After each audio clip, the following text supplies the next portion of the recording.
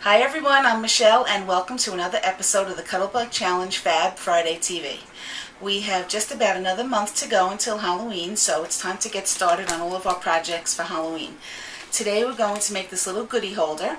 I've listed all the supplies, I've prepared some of mine, I hope you prepared yours, and now it's time to get started. Okay, I've prepared some of my materials and we're going to work on this particular goodie pocket holder today. I've made some other ones, different versions, but you can create them as you like with the materials and supplies and punches that you have. Before we get started, I just want to tell you that I'm using Black Magic Coordinations paper today. This paper is black and the color core is the color that's on the back of each page. So I've picked pages that go very well with Halloween. Okay, let's get started. Okay, I've cut my cardstock to 8.5 by 5.5. So this is exactly half of an 8.5 by 11 sheet of cardstock, which means you'll get 2 goodie pockets per 8.5, 11 sheet of cardstock. We want to take our cardstock and score it halfway, which would mean we're going to score it at 5.5. So we're going to bring it over to 5.5 because that's half of 11 inches. Fit in the score tool, run it down, and we have a perfect score at 5.5. We're going to fold this in half on the score line.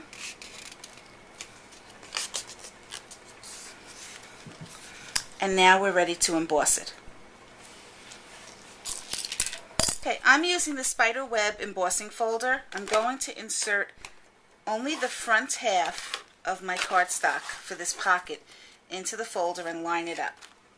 Once I have that done, I'm going to use the A plate, the B plate for standard embossing, the Cuttlebug folder with the cardstock, and then the top B plate. I'm going to put it through the Cuttlebug, and this will emboss the front part of the Coordinations cardstock for this pocket. When we take it out, we can see the spider web is embossed right here on the front, and the color core is already beginning to show through. Now we're going to use the skeleton folder, and we're going to put our other pieces in here all at once. We're just using this folder to give some texture to all these little pieces. I have spiders, a haunted house that I've punched out, a background for the haunted house, and by putting these all in the embossing folder and putting them through the machine, they're just not going to be so flat and blah. They're going to have a little texture, which will be really nice on the front of this pocket. So now we're using the A and the B, the folder with the cardstock. We're using the other B plate, and again, we're just putting them through the machine so that everything is embossed. I've put away the Cuttlebug machine and I have out the embossed front pocket of the folder, and I'm going to start sanding it. I misplaced my sanding block, so I'm using a regular emery board from a beauty supply store. You're going to see how quick and easy this is to bring out that background color as I sand. You see the spider web coming out? And here it is. Now that we have our spider web sanded on the front of the Coordinations color core cardstock, we're going to seal up the sides of the pocket. But before we do that, we want to cut our little notch. So just take the front of the pocket, insert the middle of it about 2/3 of the way into a circle punch, and just punch out the front, and that gives the neat little notch that allows the goodies to show through. Now I'm going to apply some adhesive. I always go a little bit beyond the score line just for some extra tack. And I stay as close to the edge as possible so that I don't take away from the space inside of the pocket. Now I'm lining up the sides and I'm sealing the pocket up. And this has a great distressed look. Okay, now we just made our pocket. This is where we're going to put our goodies when we're finished. I've also pre-cut 1-inch and 1/2-inch strips of cardstock. They're by 11 inches. We're going to layer these and adhere them together. And this is going to be the decorative band around the Halloween goodie pocket. Going to wrap it so the seam is in the front, because this way we won't have an open seam on the back that will look unfinished. So put the straight side on the back of your pocket, position it where you want, bring it around the front, give it a crease on the side, bring the other piece around the front. If it looks like it's too much, give it a little trim somewhere in the center area. And now you have your fold marks that are going to give a perfect fit. Now we take our adhesive again. Okay, once again, we start in the back. Line up your folds that you made before. Put them right on the edge of the pocket. And bring the other half around.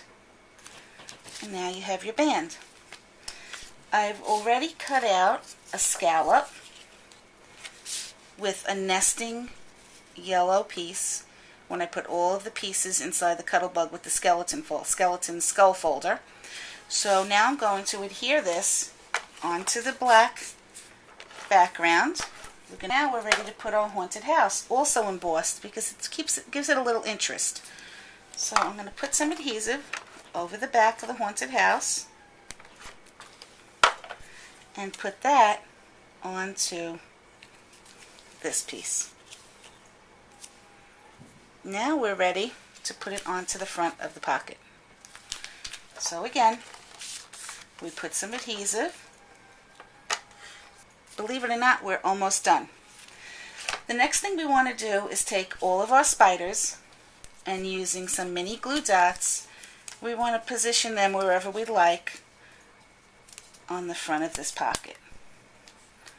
I like to put them near the yellow because they show up nicely. Okay, well, here we have all of our spiders. We're attached with a mini glue dot. And now we're going to take our white Sakura pen and we're just going to highlight each spider, just to highlight their little tentacles, give them 2 eyes. And we're going to do that to each spider as I did it here. Okay, I finished putting highlights with the white pen, the souffle pen, on each spider, and while I was doing that I also did some rough outlining on the haunted house, and if you notice, that brings it all out now. And guess what? Now you have a completed Halloween goodie pocket. We're going to put some awesome goodies in here, and I'll be back to show you how it looks in a moment. Okay, I filled up this pocket with some M&Ms, some pixie sticks, and some Tootsie Pops. Lots of goodies and lots of sweets for the kids on Halloween. I hope that you give this a little try. It's very similar to the seed pocket that I offered last week in the written tutorial, so once you get this down, you'll be able to make both versions. Thanks so much for joining me this week. This is going to be a fun month getting ready for all the fall festivities and Halloween. If you give this a try, please be sure to leave a comment and come back and post a link so I can come visit your blog to see what you created. Have a great day.